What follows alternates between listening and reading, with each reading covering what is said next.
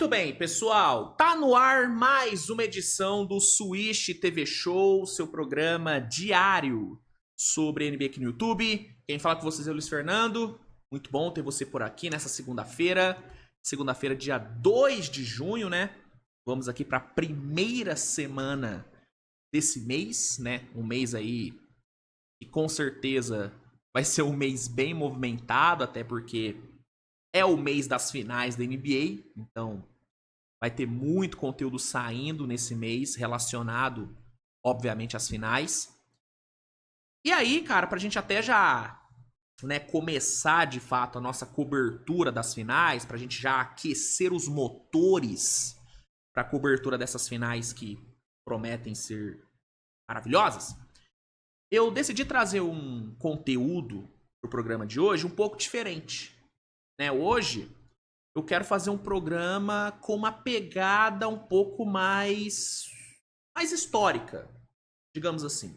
Porque é o seguinte, os dois times que vão se enfrentar nas finais da NBA, né, o Pacers e o Thunder, são dois times que nunca foram campeões, que nunca ergueram a taça, que nunca levantaram o Larry O'Brien. Ah, Luiz, mas o Thunder não foi campeão como Supersonics? Sim, foi campeão como Supersonics, não como Thunder. Então a franquia Oklahoma City Thunder nunca foi campeã, pelo menos eu como torcedor não considero. Pra mim, uma coisa é o Supersonics, outra coisa é o Thunder. E eu sei que muitos torcedores também têm essa percepção. Tem alguns que falam que sim, o título vale pro Thunder. Eu acho que não vale. Pra mim, o que vale é o nome ali. Tava com o nome Thunder na época que foi campeão? Não, então não foi campeão. Então, assim, são dois times que nunca foram campeões, porém são times que já brigaram por título. Né? Tanto o Thunder como o Pacers já foram finalistas. Né? O Thunder lá em 2012, há 13 anos atrás, quando foi derrotado pelo Miami Heat. E o Pacers lá em 2000, quando foi derrotado pelo Los Angeles Lakers. E aí, nesse episódio, eu quero falar um pouco sobre esses times. Sobre o Pacers de 2000 e sobre o Thunder de 2012. Né? Contar um pouquinho da história desses times, falar sobre o elenco, falar sobre a trajetória que esses times tiveram naqueles respectivos anos, onde foram finalistas. E aí, no final, eu quero meio que traçar um paralelo entre o Pacers de 2000 e o Thunder de 2012 com o Pacers e o Thunder de 2025. Fazer meio que um mano a mano entre os times. Comparar o Pacers de 2000 com o Pacers de 25 e o Thunder de 12 com o Thunder de 25, né? Então, vai ser um vídeo, vai ser um episódio, né? Com essa pegada um pouquinho mais nostálgica. E eu acho que vai ser bacana, cara. Eu acho que vocês vão gostar, até porque muita gente que torce pra esses times hoje não acompanhava esses times na última vez onde eles foram finalistas, né? Muitos torcedores do Thunder hoje não acompanhou o Thunder 2012. Eu conheço muito torcedor do Thunder que começou a torcer pro time em 2016, em 2017, né? E muito torcedor do Pacers hoje não viu o time em 2000, né? Então, acho que vai ser um episódio legal até pra apresentar esses times pra vocês. E vai ser legal fazer a comparação também, né? Entre os times, entre os elencos. E, obviamente, é uma comparação feita sob a minha ótica. Então, eu não sou o senhor da razão. Né? Por exemplo, Kevin Durant contra Jalen Williams. Westbrook contra Shai. Pô, vai ter torcedor do Thunder que vai achar o Westbrook melhor, por exemplo. Que vai achar o Shai melhor. Vai ter essa diferença. E tá tudo bem. Tá tudo bem. Aqui é só uma brincadeira. Vai ser só uma brincadeira só pra gente conversar um pouquinho sobre esses times. Sobre esses times anteriores aos de hoje. Né? Vai ser bacana, vai ser um programa bacana. Obviamente eu também vou falar sobre as notícias do dia, né? Tem algumas informações de mercado que eu acho interessantes trazer para vocês. Tem também informações de bastidores do New York Knicks. Rapaz, parece que os bastidores do Knicks ficaram meio quentes depois da eliminação para Indiana. Vou falar um pouco sobre esses bastidores. E é isso, basicamente o programa de hoje vai ser isso. Então, só peço para que você deixe seu like, se inscreva no canal, compartilhe o conteúdo com a galera. E vamos aqui começar a edição de hoje do Swish TV Show. Roda a vinheta e vambora. Beleza então, pessoal. Vamos começar com o principal segmento do episódio de hoje, que é, né, esse recap dos times históricos de Pacers e Thunder, né? Falar sobre os times que foram finalistas pela primeira vez, né, antes dos times atuais. Vamos começar falando sobre o Pacers de 2000, né? Aquele Pacers que foi finalista e que acabou sendo derrotado pelo Los Angeles Lakers. Vamos lá. Aquele Pacers de 2000 era um time, cara, que mesclava muito bem a juventude com a experiência. Era um mix de veteranos com jogadores mais jovens. Era um time que tinha como seu grande nome, sua grande estrela, o Red Miller, que já era, né, considerado um dos grandes jogadores da NBA. Era um cara que tinha como sua grande característica o arremesso de 3 pontos.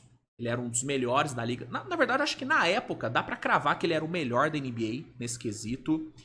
Era um cara que tinha também um plus de ser um cara muito decisivo. Então, além dele matar muita bola de fora, dele matar muita bola de 3, ele também matava muita bola de 3 em situações de clutch, em situações de realmente pressão, né? Ele era um cara muito decisivo e ele era o grande nome daquele Pacers. Ele fez uma baita temporada, terminou a temporada com mais de 18 pontos de média.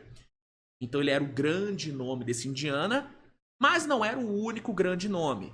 Um outro cara que se destacava bastante naquele elenco era o Jalen Rose. O Jalen Rose ainda era um jovem, não estava tanto tempo assim na NBA, mas ele já estava meio que despontando, né? Ele vinha numa crescente legal, e naquela temporada ele jogou muito.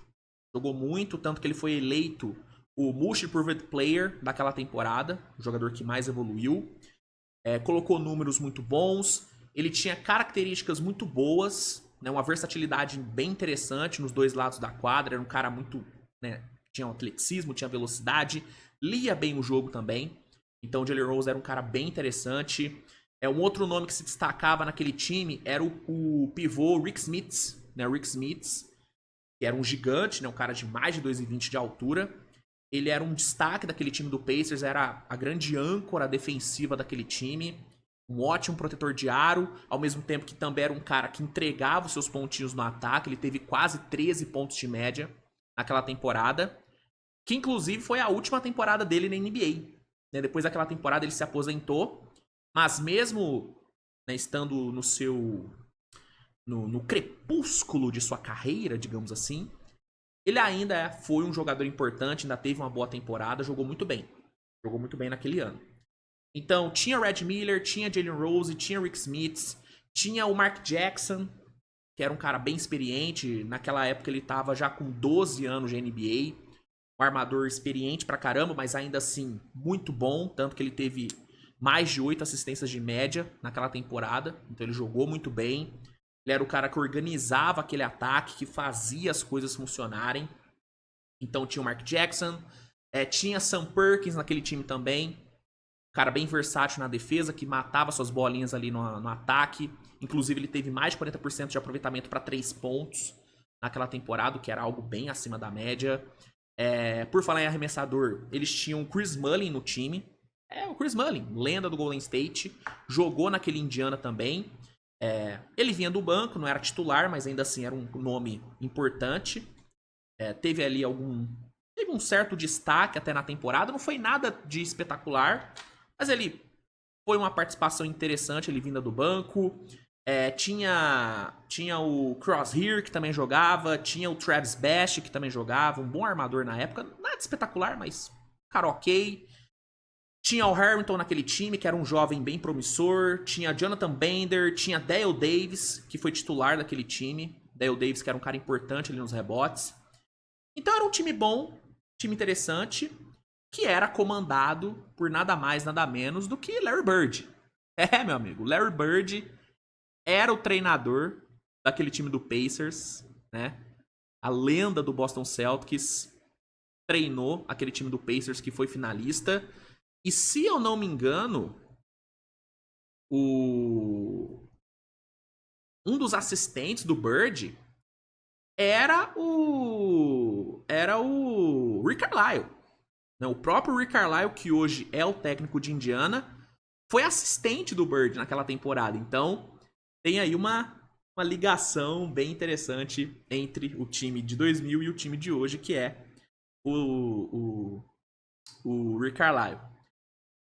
E aquele time, cara, ele teve uma temporada regular muito boa, né? Fez uma ótima regular, terminou com 56 vitórias, foi seed 1 da Conferência Leste. Então foi o melhor time do Leste naquela regular.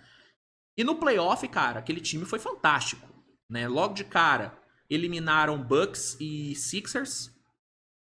Os caras passaram por cima dos dois. E na final da conferência, e aí é uma semelhança com a trajetória do Pacers de hoje, eles enfrentaram também o New York Knicks. Né? O mesmo Knicks que foi eliminado em 6 jogos nessa temporada, também foi eliminado em 6 lá em 2000. Né? O Pacers conseguiu eliminar o Knicks em 6 jogos. Red Miller teve um desempenho fenomenal naquela série, teve mais de 21 pontos de média. O jogo 6 do Red Miller foi absurdo de bom. E aí, o Pacers derrubou o gigante New York Knicks. E já havia uma rivalidade, né, entre os dois por conta da questão do Red Miller, né? Pra cima do Spike Lee, isso já havia acontecido. E, cara, foi espetacular, foi uma baita final de conferência. E o Pacers, com a vitória, chegou nas finais. Né? Foi finalista e iria encarar simplesmente o Los Angeles Lakers. Um Lakers que tinha Kobe Bryant e Shaquille O'Neal. Ou seja, pedreira absurda. O Pacers era total underdog naquelas finais. Era muito underdog. Só que mesmo sendo underdog, o Pacers conseguiu, cara, jogar muito bem. Né? O Pacers conseguiu vencer 2 jogos naquela série. Conseguiu levar o Lakers a 6. Só que no fim, cara, não deu pra Indiana vencer. Né? O Shaquille O'Neal teve um desempenho fora de série naquelas finais. Né? Só pra vocês terem noção do que o Shaq fez, o Shaq fechou as finais com 38 pontos de média, 16,7 rebotes e 2,7 tocos. Sim, essas foram as médias do Shaq nas finais de 2000. E alguns jogos marcantes do Shaq foi, por exemplo, o 40-20 que ele meteu. Se não me engano, foi no jogo 3 que ele meteu um 40-20. Ele também meteu um 30-20 na série. E ele teve 3 jogos de mais de 40 pontos e mais de 10 rebotes. Então, assim, cara, foi algo surreal o que o Shaquille O'Neal jogou ali. E aí, com o Shaq tendo esse desempenho, né, fora de série, o Lakers se sagrou campeão da NBA e o Pacers acabou, né, sendo derrotado naquelas finais. E depois dali, o time ficou 25 anos sem retornar a esse grande palco que vai retornar agora em 2025. Então, esse foi o Pacers de 2000. E aí, fazendo aqui um mano a mano entre o Pacers de 2000 e o Pacers de 2025, eu vou te falar que eu prefiro o Pacers de 2025. Porque, vamos lá. Vamos aqui para alguns embates, né? Vamos time titular contra time titular. Mark Jackson contra Tyrese Haliburton. Cara, o Mark Jackson era um cara experiente, fez uma ótima regular, mas ele já era um cara mais veterano. O Haliburton tá no seu auge, ou chegando no seu auge. Então eu sou mais o Haliburton do que o Mark Jackson. E aqui eu tô considerando os caras na época. Tô considerando o Haliburton de hoje e o Mark Jackson daquela época, tá? Então, eu prefiro o Haliburton. Então, 1-0 Indiana de hoje. Red Miller contra Nembhard, aí é covardia com o Nembhard. Aí não tem como, aí é Red Miller sem pensar 2 vezes. Então, 1-1. Jalen Rose e Aaron Nesmith, eu acho que tem disputa, porque o Jalen Rose tava em ascensão, ele não tava ainda no seu prime. E o Nesmith, cara, tá jogando pra caralho. Eu acho que tem disputa, mas na bola dividida, eu fico com o Jalen Rose. Então eu prefiro o Jalen Rose ao Aaron Nesmith. Então temos 2-1 pro Pacers de 2000. Aí vem Dale Davis contra Pascal Siakam. Todo respeito ao Davis, mas o Siakam é surreal, não tem, né? Sou Pascal Siakam, então 2-2. E aí Rick Smith contra Miles Turner. Rick Smith jogou muito, ele era muito bom, a âncora defensiva, mas ele já tava no seu... Foi literalmente o seu último ano na liga. E o Miles Turner, cara, tá no seu auge. Jogando muito. Então eu sou mais o Miles Turner ao Rick Smith. Então 3-2 Indiana atual, considerando os titulares. E aí, pegando o banco, cara, pra mim, sou muito mais o banco de hoje também, né? Você tem TJ McConnell contra Chris Mullin. Pô, o Chris Mullin tava já na reta final de carreira. Se fosse a carreira, pô, aí é esculacho. O Chris Mullin é muito maior do que o McConnell. Mas considerando aquele ano, cara, eu sou mais TJ McConnell. Sam Perkins contra Benedict Mathurin. Eu sou mais o Benedict Mathurin, considerando aquele ano, não carreira.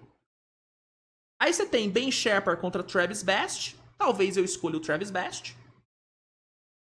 E aí, você tem o quê? O Crosshair contra o Thomas Bryant. Aí talvez eu fique com o Crosshair. Mas mesmo assim, cara, Pacers atual ganha por 1, 2, 3, 4, 5, 2, 3, 4, 5-4. E aí quando você tem os treinadores entrando na disputa, Larry Bird contra Rick Carlisle, com todo respeito ao Larry Bird, mas o Rick Carlisle é mais treinador. Ele é mais treinador hoje do que o Bird era na época, na minha concepção. Então, no fim, fica 2, 3, 4, 5, 6-4 Pacers atual, considerando o treinador. Então, eu acho que o Pacers atual é melhor do que o Pacers de 2000. Opinião minha. Fazendo aqui o mano a mano, tá? Então, sobre o Pacers de 2000, é isso. Falando agora sobre o nosso querido OKC, né? E aí eu vou até beber uma água porque me emociona muito falar sobre aquele time de 2012. Vamos lá, cara. Esse aí eu posso falar com um pouquinho mais de propriedade porque eu vi. Esse eu vi mesmo. Eu já acompanhava a NBA há um tempo. Eu já torcia pro Thunder em 2012. Então esse time eu acompanhei bastante. Aquele OKC, cara, era um time jovem pra caramba. Né? Dá até pra traçar um paralelo com o time de hoje. Né? Aquele OKC também era um time jovem. Era um time que as pessoas também achavam que ainda não estava pronto, que não ia conseguir bater de frente com os times picas, porque não tinha experiência, né? Mas acabou que aquele Thunder fez uma temporada, teve uma campanha fantástica, né? Aquele Thunder que estava na sua quarta temporada como Oklahoma City Thunder, né? Foi o quarto ano de OKC. Aquele time, cara, tinha nomes fantásticos, né? O grande líder daquele time era o Kevin Durant, que já era uma estrela da NBA, já era muito reconhecido naquela época. É um cara que foi All-Star, foi MVP do All-Star, inclusive, naquela temporada. Foi cestinha da regular, com 28 pontos de média. Se não me engano, aquela foi a terceira temporada seguida que o Durant foi o cestinha da NBA. E era só a quinta temporada dele na liga. Então o Durant, ele... Assim, o início de carreira do Durant já foi uma coisa espetacular. Então, o Thunder tinha esse cara como seu grande líder, como seu grande nome. E o entorno do Durant era maravilhoso. É uma base jovem excelente, que tinha ali o Russell Westbrook. Também já despontava como uma estrela em ascensão. Né? Ele estava indo para o seu quarto ano no Thunder. Seu quarto ano na NBA, né? Melhor dizendo, ele que foi draftado pelo Thunder. Ele teve uma temporada de 23,6 pontos de média. Jogou muito. Foi All-Star. Foi segundo time geral. Né? O Durant foi first team. Então, tinha Westbrook. Tinha Durant. Tinha um jovem Serge Ibaka. Que estava no seu terceiro ano no Thunder. Ele que já era um protetor de aro absurdo. Tanto que ele liderou a liga em tocos naquela temporada. Com 3,7. Não sei se ele... Agora eu me peguei. Eu não sei se ele liderou a liga ou se ele liderou só o Thunder. Enfim, mas ele foi um dos líderes em tocos da temporada, de qualquer forma. 3,7. Ele foi first team all defense naquela temporada. né? Então foi um ano excelente pro Ibaka, que era um cara que também matava suas bolinhas de vez em quando. Ele não era um cara somente de defesa, ele teve quase 10 pontos de média naquela temporada. Então o Ibaka era um cara que tinha como sua grande força a defesa, a proteção de aro, mas ele também ajudava um pouquinho no ataque. Então tinha Durant, tinha Westbrook, tinha Ibaka, tinha o James Harden, que naquela época era sexto homem, ele era reserva. Inclusive foi o melhor sexto homem daquela temporada. Jogou muito bem o Harden, com quase 17 pontos de média. Era uma força vinda do banco, muita técnica, jogava muita bola o Harden. E tinha um encaixe muito bom também com o Durant e o Westbrook. Tanto que muitas vezes o Scott Brooks, que era o técnico do Thunder na época, bom técnico inclusive, muitas vezes ele fechava os jogos com Harden, Westbrook e Durant. Então, Harden tinha um encaixe muito bom com o time. Tinha um novato, Red Jackson, que era um bom jogador, mas não foi tão utilizado naquela temporada. Depois ele acabou sendo mais utilizado. Tinha Derek Fisher, que era um veteranaço, um cara que já havia sido múltiplas vezes campeão. Chegou no time via troca com o Lakers. Um cara que já tinha 16 temporadas nas costas. Então era um cara que chegou para dar experiência pra molecada, né? Dá até para traçar um paralelo com o Alex Caruso, apesar de que o Caruso chegou bem mais jovem do que o Derek Fisher chegou, e com menos títulos, mas ainda assim é aquele veterano que chegou via troca, que chegou para dar experiência pro time, um cara que já era campeão, então dá para traçar um pequeno paralelo entre os dois. Tinha Daquan Cook, que era um cara que tinha ali uma minutagem, matava umas bolinhas de 3. Tinha Nick Collison, que já era um cara mais experiente, já era um cara de 8 temporadas na NBA, fazia ali o trabalho sujo. Nick Collison, que até hoje é o único jogador da história do Thunder a ter camisa aposentada, né? Até porque o Thunder é uma franquia de 2008, então muitos jogadores que jogaram naquele Thunder de 2008, né, e que jogaram no começo da franquia Thunder ainda estão jogando, né? Mas o Nick Collison teve sua camisa aposentada em Oklahoma. Tinha também... Aí tinha, né, o Thabo Sefolosha, que era titular, né? Era o cara que fazia meio que a função de 3D naquele time. Era titular na 2. Tinha Kendrick Perkins. Rapaz. Kendrick Perkins, que hoje é conhecido por ser um belo de um falador de merda. Às vezes ele fala até umas coisas que são verdade, mas na maioria das vezes ele fala muita merda. Ele jogou naquele Thunder, né? Jogou naquele Thunder, jogou um tempinho no Thunder também. Era um cara que também chegava com uma experiência, um cara que já havia sido campeão lá em Boston, já tinha 9 temporadas no currículo.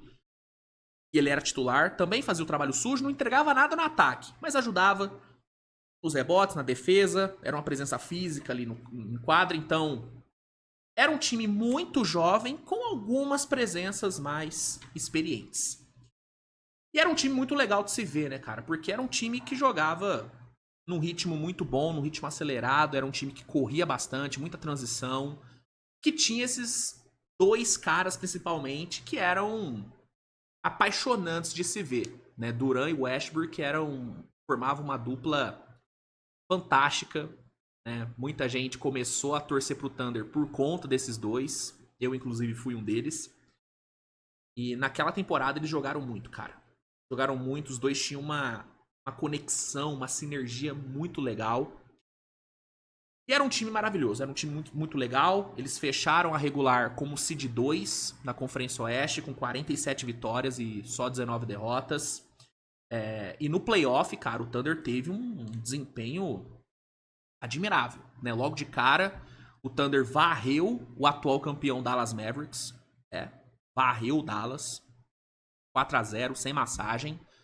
Aí depois eles enfrentaram o Lakers, que era um time mais experiente, um time mais cascudo, e venceu também. Venceu em 5 jogos, né? Thunder in 5. Né? Thunder in 5.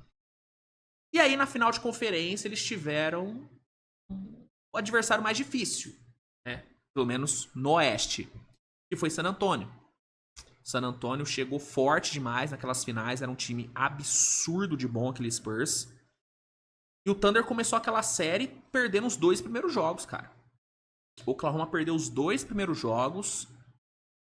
Todo mundo na época já dava como certa a eliminação do Thunder por conta... é um time sem experiência, um time que não vai conseguir reverter esse 2-0 porque não tem experiência. O Spurs é um time mais cascudo, um time mais acostumado a playoff, e de fato era. Mas o Thunder mostrou uma resiliência fodida. O Thunder venceu, né, os 3 jogos seguintes. Conseguiu virar para 3-2. E no jogo 6, o Kevin Durant teve uma performance bizarra. O Durant marcou 34 pontos naquele jogo 6. O Durant, ele jogou todos os minutos daquele jogo. Ele não saiu em nenhum minuto. E com essa atuação monstruosa, o Thunder conseguiu chegar pela primeira vez na sua história nas finais. E teria como adversário o Miami Heat. O Miami Heat que estava possuído pelo espírito da vingança, porque havia sido derrotado nas finais de 2011 para o Dallas. O Miami Heat que estava com o LeBron James vivendo talvez até o seu prime. Para muita gente, aquele foi o prime LeBron. E para quem não lembra, é o mesmo LeBron do lendário jogo 6 contra Boston. Foi naquele mesmo playoff que rolou o lendário Game 6 LeBron. E aí, cara, era um adversário duríssimo para aquele Thunder. Né, o Thunder não era favorito. O Thunder era meio que o azarão daquela final. Só que no primeiro jogo, o Thunder surpreendeu. Né, o Thunder venceu o seu primeiro jogo em casa. Venceu, né? E aí todo mundo olhou e falou, caramba, será? Será que a molecada de Oklahoma vai conseguir? Vai conseguir? Mas aí depois, né, o sonho acabou. Né, o Heat venceu os 4 jogos seguintes. LeBron teve uma série inacreditável.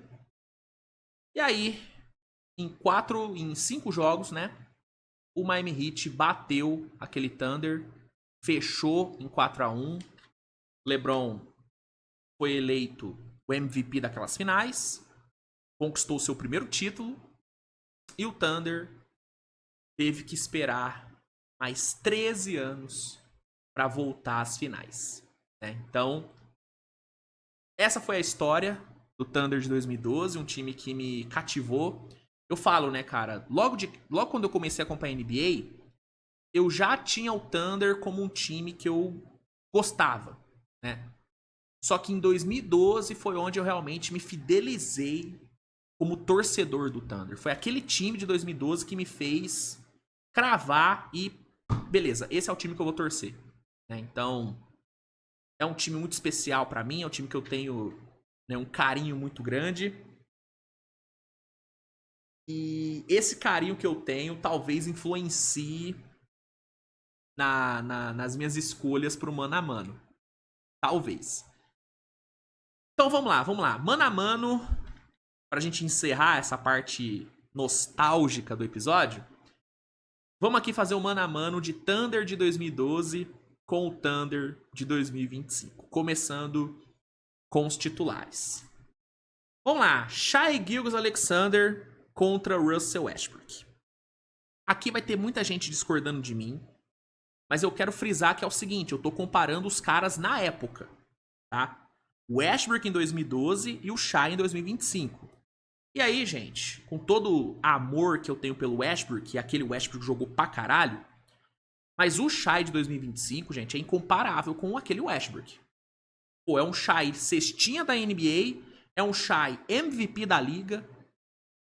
Pô, mano, não tem o que falar, mano. O Shai de 2025, na minha visão, é muito melhor do que o Westbrook de 2012.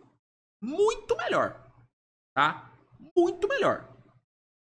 Carreira, não se compara. Talvez até já se compare, não sei. Mas, momento, Shai de 25, Westbrook de 2012, pra mim é Shai 2025 com uma certa sobra. Luguentz Dort contra Thabo Sefolosha. Cara, eu vou te falar que eu gostava do Sefolosha, mas eu gosto bem mais do Luguentz Dort. Mesmo o Dort tendo vários problemas aí ofensivos, defensivamente eu sou mais o Luguentz Dort do que o Sefolosha. Eu acho que pro encaixe do time, o Lugendort funciona melhor do que o Cephalosha funcionava. O Cephalosha funcionava bem, mas eu acho que o Dort funciona melhor, então eu vou de Lugendort. Então, 2-0 Thunder de 25. Aí a gente tem um amasso, né? Da mesma forma que eu acho que Shai e Westbrook não se comparam, Shai de 25 com Westbrook de 2012, pra mim, Jalen Williams de 25 e Kevin Durant de 2012, pra mim não há comparação. É Kevin Durant com muita tranquilidade. Muita tranquilidade. Amo o Jalen Williams, tá? Amo o J-Dub.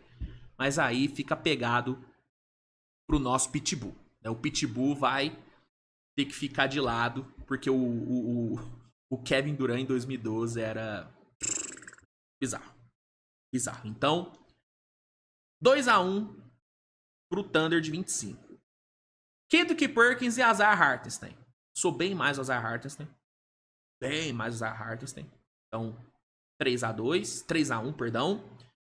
E aí vem uma que me pega. Chet Holmgren contra Serge Ibaka. Cara, vamos lá. Tecnicamente, refino. O Chet é mais jogador do que o Ibaka era em 2012. Refino. Mas o impacto que o Ibaka tinha naquela defesa... é difícil, mas... Puta, mano. Eu acho que era um impacto maior do que o Chet tem na defesa do Thunder hoje. O Chet tem um puta impacto, tá? Mas eu acho que o impacto do Ibaka naquela defesa era maior do que o impacto do Chet. Então eu... velho. É difícil, eu amo o Chet, cara. Mas eu amo mais o Ibaka de 2012. Talvez seja um emocional falando, mas eu prefiro o Ibaka de 2012. Pô, first team all defense, quase 4 tocos de média. Pô, aquele Ibaka era absurdo, mano. E matava as bolinhas dele também. Vira e mexe, ele matava uma bolinha. Então, nesse embate, eu sou mais Ibaka. Eu sou mais Serge Ibaka. Então, entre os titulares, 3-2 pro Thunder de 25. E aí, quando a gente vai pro banco, bom, a gente vai ter o quê? O que eu acho que é justo? Comparar Kayson com o James Harden. E Caruso com o Derek Fisher. Até porque o Caruso também é um cara experiente, que chegou no time via troca, que já havia sido campeão, parecido com o Derek Fisher. Claro, o Derek Fisher chegou já em reta finalzaça de carreira, um cara que já tinha 16 anos de liga. Mas assim, eu acho que o justo é comparar Fisher e Caruso e Kayson e Harden. E aí nessas comparações, eu sou muito mais James Harden. Aí realmente fica pegado pro meu mano Kayson Wallace, que é monstruoso. Mas o Harden naquela época era bizarro, né, pra função dele. Tipo, era o melhor sexto homem da liga. Então, eu sou mais Harden. Caruso e Derek Fisher, sou mais Alex Caruso. Sou muito mais o Alex Caruso. E aí a gente tem uma última comparação, que é Collison contra o Jalen Williams. E aí aqui eu sou mais o Nick Collison. Aí eu fico mais com o nosso mano Nick Collison. Então, comparação entre elenco, entre time, titular e principais reservas, a gente tem um empate, né? 4-4. 4-4. E aí o que vai decidir? Treinador. E aí na disputa Scott Brooks e Mark Daigneault, eu prefiro o Daigneault. Eu prefiro o Daigneault. O Scott Brooks, ele era um bom treinador na época. Vinha numa sequência de 2, 3 temporadas bem boas pro Oklahoma. Mas eu sou bem mais o Daigneault, mano. Sou bem mais o Daigneault. O cara foi Coach of the Year temporada passada. Comandou o time 2 vezes pra ser Seed 1 da Conferência Oeste.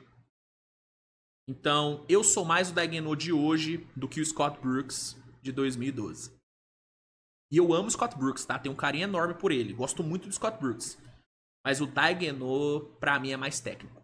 Hoje, tá? Então, no fim, Thunder de 25 ganha do Thunder de 2012. E falando sobre basquete jogado, dominância, poder de domínio mesmo, eu acho que o Thunder de hoje é melhor do que aquele Thunder de 2012. Eu já falei várias vezes, cara. Pra mim, esse Thunder é o melhor Thunder em termos de bola jogada de todos os tempos. E eu acompanho o Thunder desde o começo, né? Dando uma aqui de David Jones, eu vi todos os Thunders. Eu vi. E pra mim, em bola jogada, esse de 25 é o melhor da história. da história do Thunder, obviamente. Então, pra mim, Thunder de 25 vence o Thunder de 2012, assim como eu acho que o Pacers de 25 é melhor do que o Pacers de 2000, tirando algumas peças que, né, algumas de 2000 são melhores do que a de 25, mas no geral eu sou mais os elencos atuais desses dois times, né, na minha humilde opinião, tá? Então, essa foi a história, né, de Thunder e Pacers, a história né, dos times que foram finalistas antes, né, dos times de agora. Já falei algumas vezes que pra mim essa tem tudo pra ser uma finalzaça. Vai ser a final mais midiática do mundo? Não, longe disso inclusive. Tende a ser uma final menos assistida do que a dos anos anteriores? Com certeza. Mas em termos de bola jogada, pra mim pode ser uma das finais com o maior nível técnico apresentado dos últimos anos. Porque são dois timaços, são dois times espetaculares, são dois times muito coletivos, com ótimos valores ali, dois ótimos técnicos, dois ótimos franchise players, ótimos coadjuvantes. Então, realmente tem tudo pra ser uma finalzaça. Tô muito ansioso e vai ser muito bom, cara. Vai ser muito bom poder cobrir, né, essas finais. Inclusive, importante lembrar, estarei na NBA House, tá? Dia 14 estarei na NBA House, no momento onde o meu WhatsApp não para de apitar. Peço perdão por não ter desligado meu WhatsApp, deixa eu já desligar aqui, ó. Beleza? E dia 14 estarei lá, tá? Dia 14 estarei lá no Fan Day, que vai ser no sábado. Então, galera de São Paulo, quiser me encontrar na NBA House, dia 14 é só colar, tá bom? E eu vou estar junto de uma galera bacana, tá? Não sei se eu já posso revelar com quem que eu vou estar, mas eu vou estar com uma galera que vocês gostam muito, hein? E aí eu deixo pra vocês adivinharem aí nos comentários quem é que vai ser. Mas é isso. Vai ser uma puta final e vai ser muito legal ver esses dois times voltando às finais, né? Depois de tanto tempo.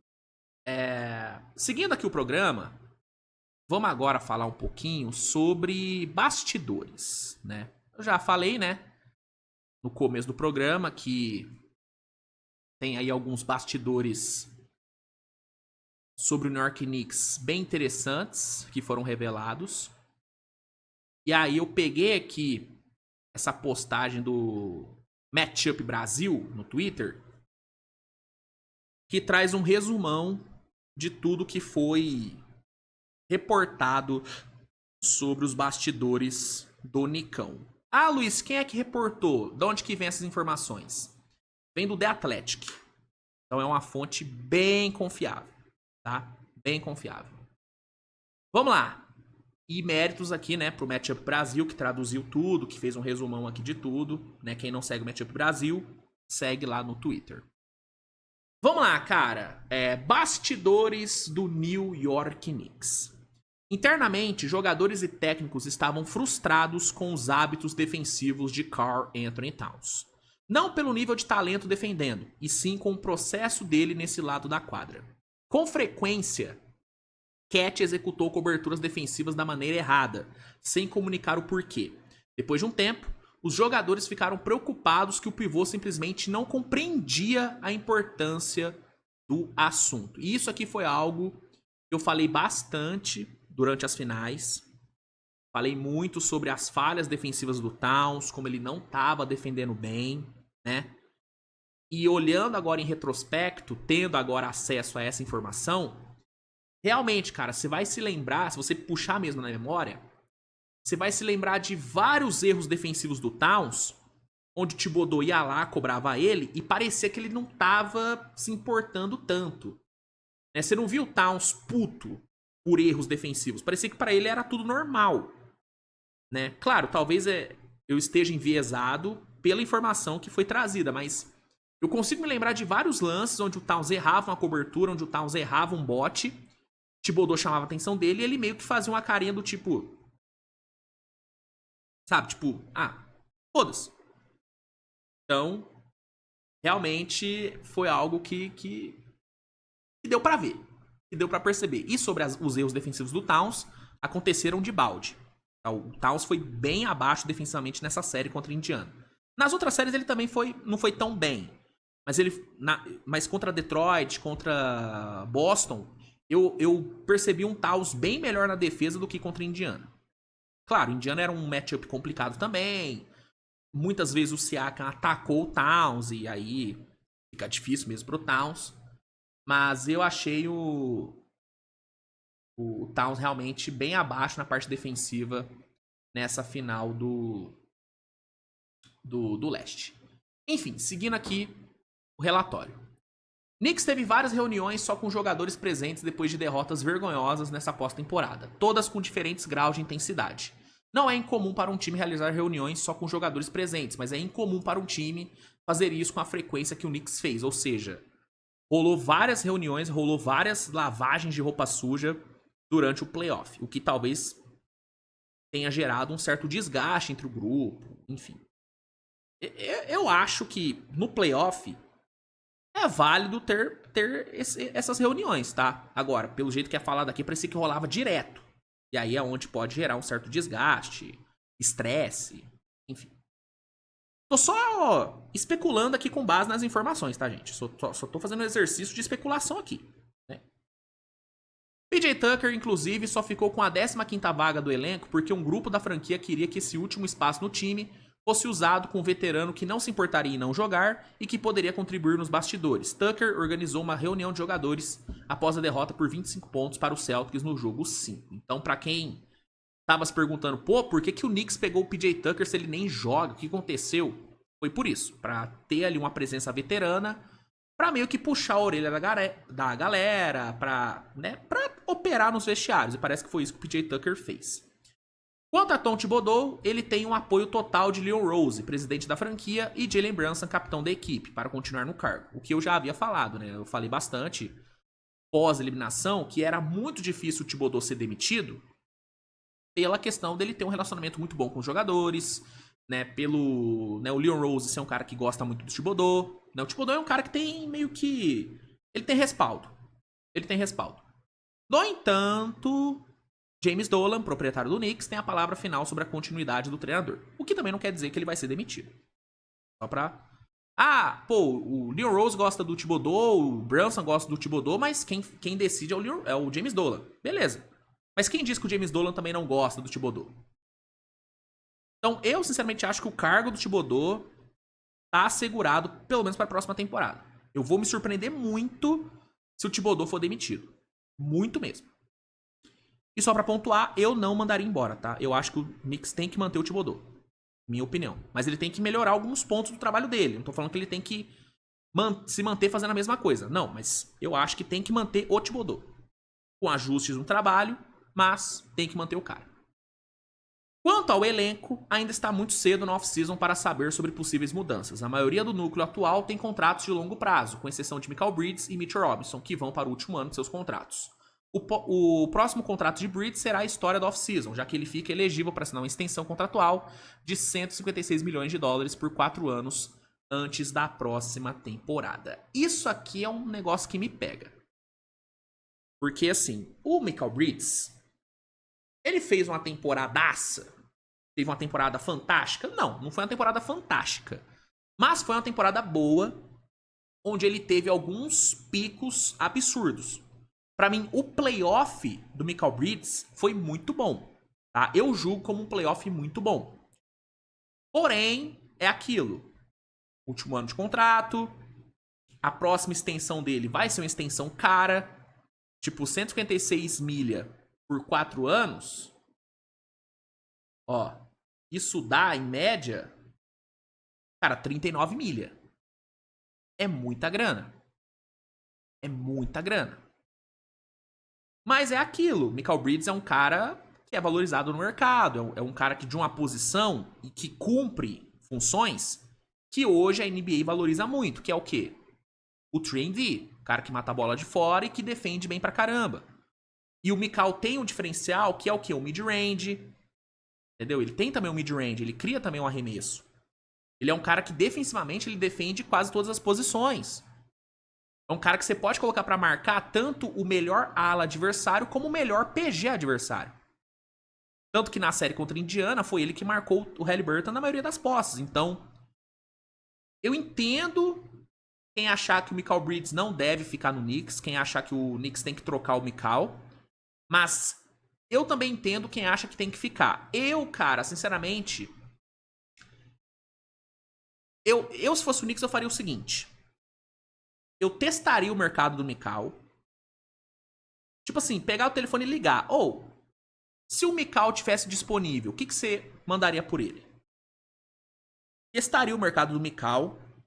Caso surja uma oferta muito boa que dê ao Knicks profundidade de elenco, e aí eu tô falando de bons jogadores pra vir do banco, talvez, e picks de draft, né, que seria importante recuperar um pouco do capital de draft, talvez eu trocaria o Mikal Bridges, não pelo jogador em si, mas pelo contrato, tá?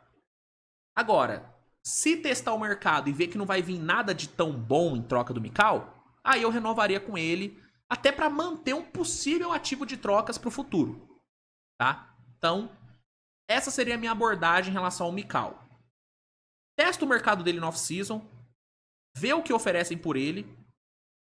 Se oferecerem coisas boas, troca, que aí você economiza uma grana na renovação e você tem mais profundidade de elenco. Se não aparecer nada de tão bom, mantém, segura, renova, e aí você pode trocar ele na outra off-season, enfim. Você mantém um ativo. Em relação ao Mitchell Robinson, eu trocaria sem pensar duas vezes. Apesar de tudo que o Mitchell Robinson entrega na defesa, é um cara que ofensivamente é quase nulo. Entendeu? E ele é um cara que tem muitos problemas de lesão, sempre machuca. Então, o Mitchell Robinson eu não renovaria de forma alguma. Pra mim, eu já trocaria ele direto na off-season. Tentaria pegar um ou dois reservas bons no lugar dele. Ou pelo menos um reserva melhor do que ele. E seguiria a vida sem o Mitchell Robinson. O Mikal, eu teria esse cuidado de primeiro testar o mercado antes de tomar qualquer tipo de decisão. O Mitchell Robinson já botaria no mercado na hora. Minha opinião sobre essa situação.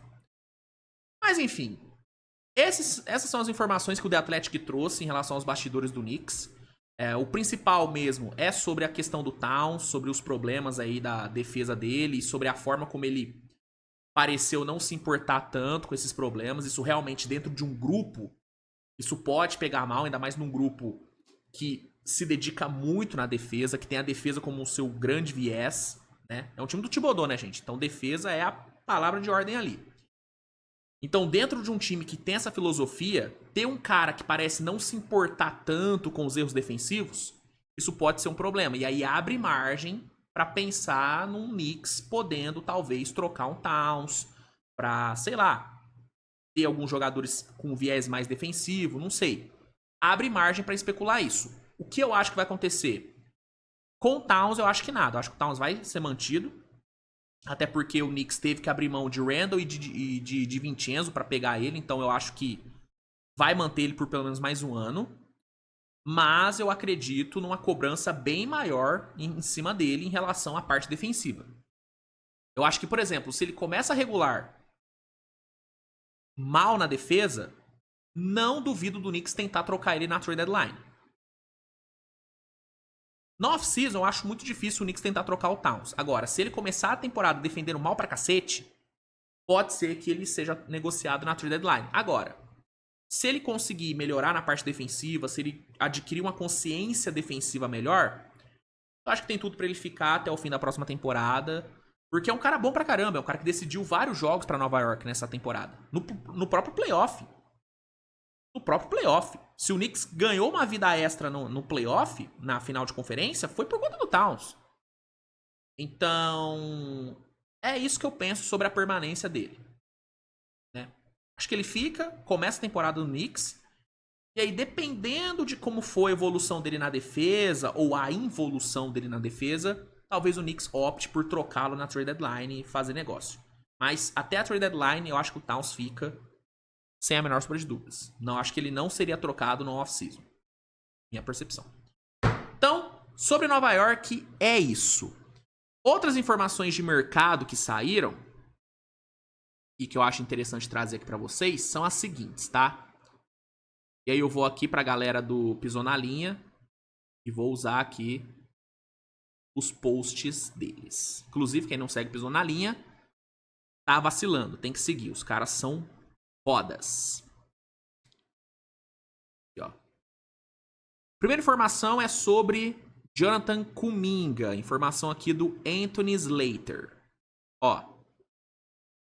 Um cenário de sign and trade pode ser complicado para Jonathan Kuminga. O ala pivô enfrenta um cenário de terror para um agente livre restrito. Apenas o Brooklyn Nets possui espaço salarial e, pelo que se diz, a franquia de Nova York perdeu interesse no jovem ala. Então, a chance dele ficar no Warriors aumentou.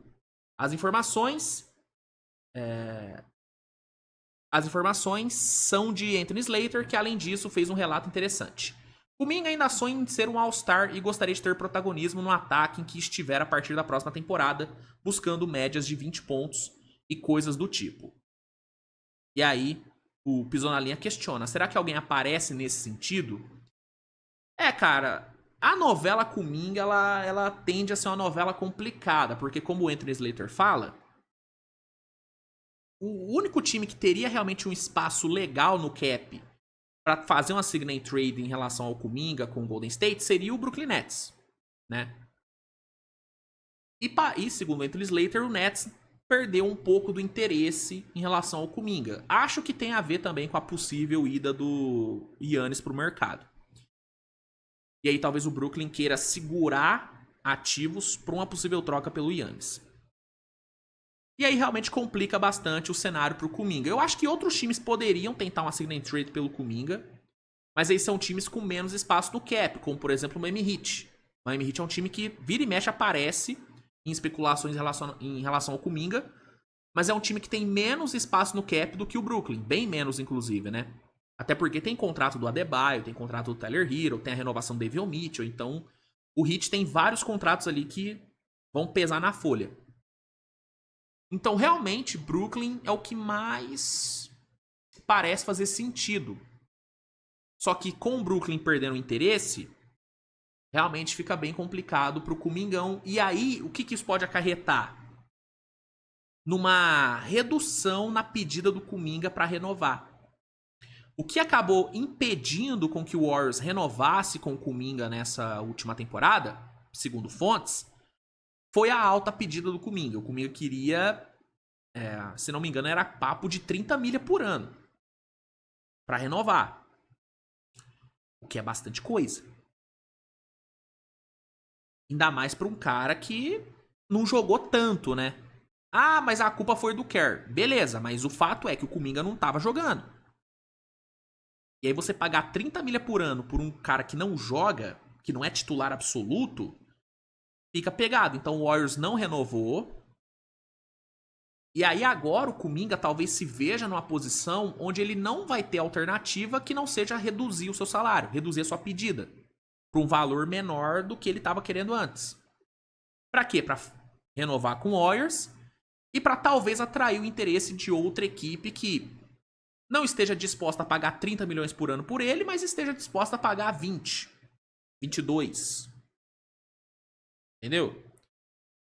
Então, essa é uma informação que muda bastante talvez o poder de barganha do Kuminga nessa próxima renovação, né? Até ver aqui rapidinho, só para ver a pedida real que o Kuminga tinha. Deixa eu ver aqui.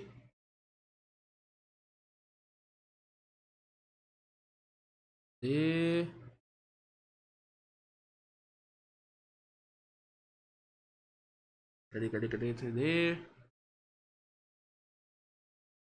É que eu vejo isso. Eu tinha visto uma matéria sobre isso. Deixa eu ver essa aqui do Jumper. Tá.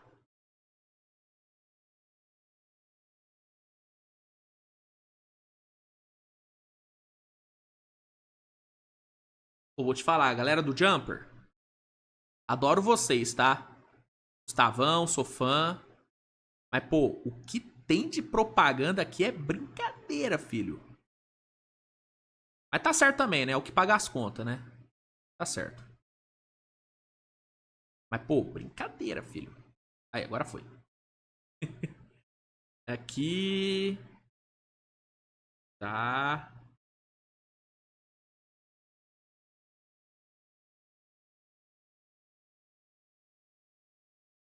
Pior que. Ah, não aparece, cara. Eu tenho. Você pode ser uma falsa lembrança minha, mas eu lembro de ter visto algumas fontes falando que o Kuminga queria papo de 30 milha por ano. Ou quase 30, né?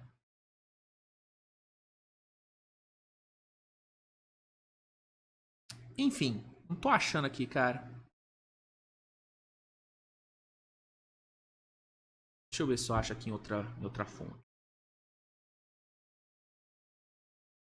Aqui, ó. Aqui, ó. É isso aqui mesmo, ó. Kuminga está a negociar um novo contrato com o Golden State. O valor máximo da renovação contratual pode ser de 224 bilhões por 5 anos. A oferta inicial que foi recusada envolvia cerca de 30 milhões por ano, ou seja, 220 milhões por 5 anos. Há relatos de que o valor da oferta de renovação e o valor que Kuminga deseja estão com uma diferença de 5 milhões. Então Kuminga queria até mais de 30 milha por ano. Né? Então, ou seja, esse valor que ele estava querendo, talvez ele tenha que abrir mão para assinar um contrato mais amigável, para ficar no Wars, porque vai ser a única opção que ele vai ter, e para tentar fazer com que outros times apareçam com interesse. Né? Porque aparentemente o que poderia pagar o que o Kuminga quer, poderia absorver o contrato que o Kuminga quer, parece que o time que poderia fazer isso não quer, que é o Brooklyn Nets. Então, essa é uma informação que impacta bastante no poder de barganha do nosso querido Kumingão, que vai ter que renovar o seu contrato nessa off-season, né? E aí uma outra informação que saiu, essa já é do Mark Stein, é sobre Naz Reid em Detroit. É, meus amigos, seguinte, ó. Segundo o Mark Stein, o Detroit Pistons está interessado em obter um pivô que espace a quadra nessa off-season, e dois nomes são bem cobiçados, Naz Reid e Miles Turner. Ainda não se sabe se existe alguma forma viável de adquirir um deles, mas é, acima de tudo, uma característica que o Pistons está buscando, ou seja, Detroit quer um pivô espaçador, e aí dois nomes surgem, né, como possíveis alvos, Reid e Turner. Os dois serão agentes livres. Só que o Miles Turner parece que já está encaminhando uma renovação com Indiana. Parece que é algo que deve acontecer. O Naz Reid, por outro lado, não tem essa renovação já encaminhada. Inclusive, uma outra informação que saiu. Deixa eu pegar aqui, ó. Cadê? Eu tinha visto. Onde é que eu tinha visto isso? Aqui, ó. Cadê? Agora eu vou ir pra galera do Coast to Coast. Inclusive, um abraço a toda a galera aí do Twitter, tá? As páginas aí que fazem cobertura, eles fazem um trabalho muito foda. Parabéns. Aqui, ó. A informação que tem do Real GM. Oh, meu Deus. É que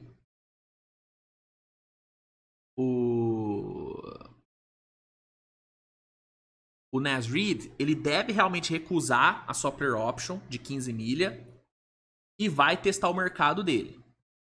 Tá? Ele vai testar o mercado dele na free agency. Então, quem aí esperava o Naz Reid ativando a sua player option para negociar, né, com calma um novo contrato, isso não deve acontecer. Ele deve realmente recusar a sua player option, vai pro mercado e aí vai negociar com a galera.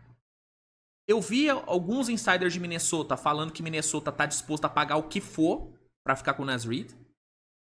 Ao mesmo tempo que eu vejo em outros insiders falando que o Naz Reid estaria disposto a ouvir outras propostas, até pela questão dele querer ser titular. Isso poderia ser uma questão pro Naz Reid, porque em Minnesota ele não vai ser titular. Com Randall e Gobert ali, ele não vai ser titular. Em outros times, como Detroit, como um Lakers, ele seria titular. Ele seria titular. Então, como o Orlando também, talvez. Então, isso pode acabar pesando na decisão do Naz Reid. Eu, sinceramente, eu já falei aqui e eu reforço. Eu acho que o Naz Reid não fica em Minnesota. E aí eu tô baseando minha opinião na pedida que o Naz Reid deve fazer. Eu acho muito difícil que ele peça menos de 20, 21 milhões por ano. Eu acho que essa deve ser a pedida dele. Eu acho um valor justo por ele, tá? Eu acho um valor justo por ele. Então, a alta pedida dele eu acho que pode fazer Minnesota não renovar. E eu acho que ele vai querer ser titular em outro time. Então, eu acho que o Naz Reid não fica. Mas aí é opinião minha. É visão minha, não é informação. Informação é que ele deve recusar player option, deve ir pro mercado, e tem várias fontes de Minnesota que falam que o Minnesota tá disposto a pagar o que for pra ficar com ele. Então, vamos acompanhar Naz Reid, que com certeza vai ser um dos agentes livres mais cobiçados dessa free agency, se não o mais cobiçado, tá? Se não o mais cobiçado. Olho nele. Então, rapaziada, as informações de mercado eram essas, tá? Acho que não tem mais nada aqui a acrescentar. E pro programa de hoje era isso, tá? Agradeço a todos pela audiência, espero que todos tenham curtido o programa de hoje, né? Se curtiu, por favor, deixe o seu like, né? Que ajuda muito. Se não for inscrito, se inscreva no canal para não perder nenhum vídeo novo. E é isso, gente. Obrigado mesmo a todos. Grande abraço. Beijo no coração de vocês e tchau.